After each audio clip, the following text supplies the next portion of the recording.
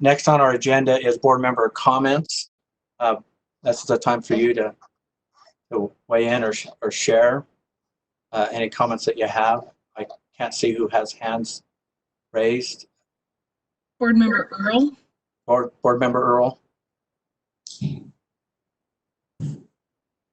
Yes, thank you. I'm glad we're moving into this space. This is a place where I've wanted to be personally for a little while, so I'm glad we're finally getting there. I'm hoping we're looking beyond just the financial end of it, and we're looking into what fall looks like and the models there, and providing that insight and direction. Additionally, I would like us really to, and I can get a second board member to support me on this, but in moving forward, I would like us to look at some of the things with the SHARP survey too. We quickly skimmed over that, but as we're having board meetings come up over the next several weeks, I would like us to relook at some of the content there and also possibly including some additional questions or removing some. So I would request that, and I can get a second person to request that with me if necessary.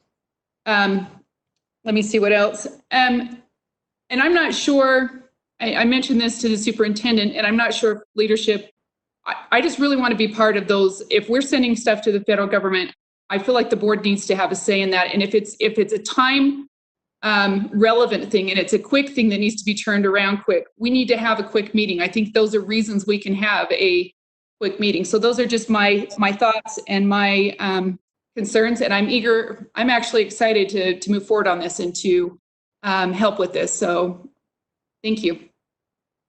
Okay, and just a quick response to the it's just isn't about funding. When I go back to my little graph, my chart, it's not about funding. There's other operational challenges that are there, and we're going to try to address them as readily as we're available to take them on.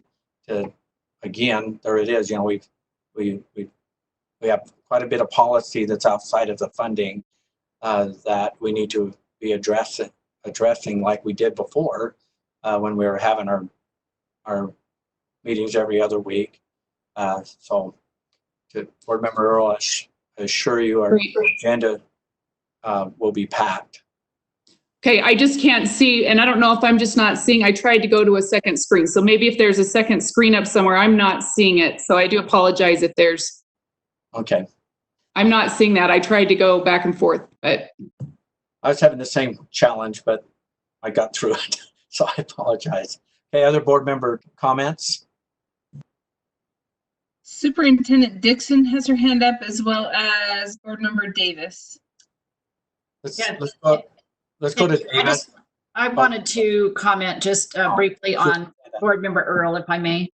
Yes. One of the things that I failed to mention, I really appreciated board member Earl's concern about where was the board's opportunity to weigh in on the application. And one of the things that I should have mentioned was that this really wasn't an application. It was a certification, and that's why it was so unusual. It was basically saying, we're sending the funds to you, and you need to certify that you're willing to accept these. So again, we could have put that in front of the board, but it wasn't an actual application like we've applied for other funds. So I'll try to lay more of that out and be more mindful in the future, even if there's a difference, to make sure it gets in front of you. Just wanted to state that. Okay. Board member Davis.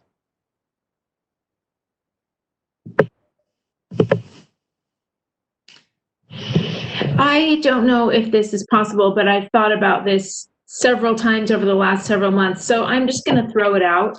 And if we can do something like this, great. If not, that's okay too. But sometimes in local districts, they will have like a 2-hour work study session prior to the day of board meetings, where board members can have kind of a more free-flowing conversation and or ask questions of staff and dig in a little deeper. Whereas when we're limited to parliamentary procedure, sometimes that gets tricky, and sometimes people can leave feeling frustrated.